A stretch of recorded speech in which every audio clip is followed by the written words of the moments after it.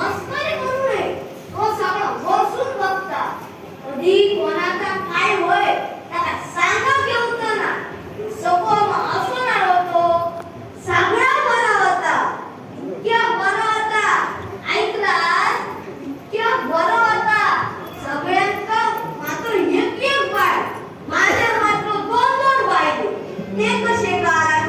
तर आज्या पंजापासून चालू केलं म्हणतो. उडाणपणाचं.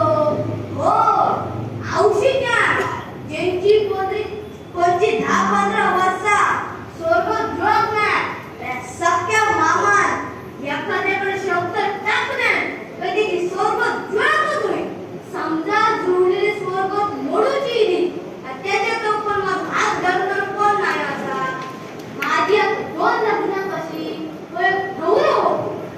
खूप वर्ष स्वर्ग जुळत नव्हती. तेव्हा कोणतरी माझं नाव सांगण्यात आणि तो माझ्याकडे येतो. मला कळलो, सख्या मामा पैसे किती पण लागले स्वर्गात मात्र माझी जुळत दे. त्याका खूप घाटार गेलं तर माझे ओळखीचे दोष लावले. त्या म्हणतात सप्पो मामा इलो असे आरडायला लागले. झाला बाबा, खडेचे गजाली झाले. मुद्दे भाग घातले. त्यांना म्हटलंय एक नवरा असा कोणाचा पण लग्नाचा असा काय असं म्हटल्याबरोबर एक म्हणतात माझी दोन असो, दुसरं म्हणता माझा एकच असा, तिसरं म्हणता माझी 3 चेपा असो. विचारिलो शिराने पोळो एकदा एकच नवरो आणलं. एकदम 4-5 नवरो आणलं असतं तर मला कसं तरी गरम झालं असतं. त्याच्यात ती 3 चेडा होती ना, त्या नवऱ्यात पास केलं. चढलंय तेव्हा आकाशीत म्हणाला, हे नवऱ्याबरोबर येतात ना त्यांचा नाका वरना काढणं आवडला. दिसत सुद्धा बरी असत. तो म्हणता क्या बरा आणि क्या बरा माका नको. तो काय करतो, क्या बरा तो माका तुझं बापूच म्हणता.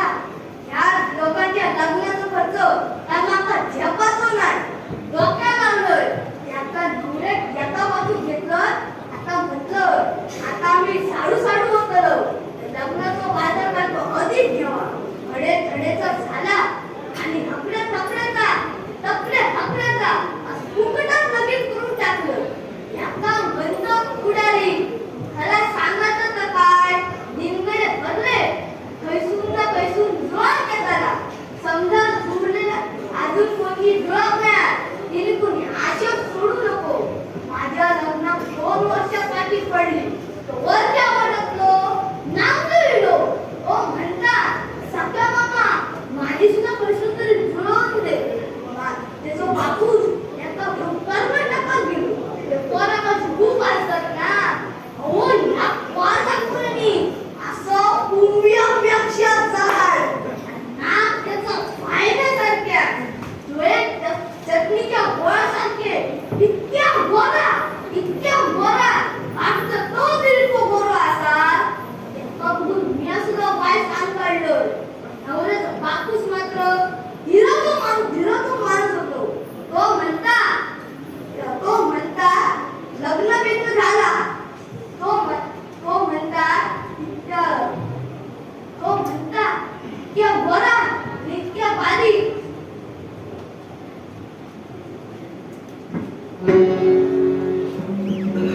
झाला बाबा, कपड्याचे गाड्याने झाले आणि फुकटात लगीन करून टाकलं.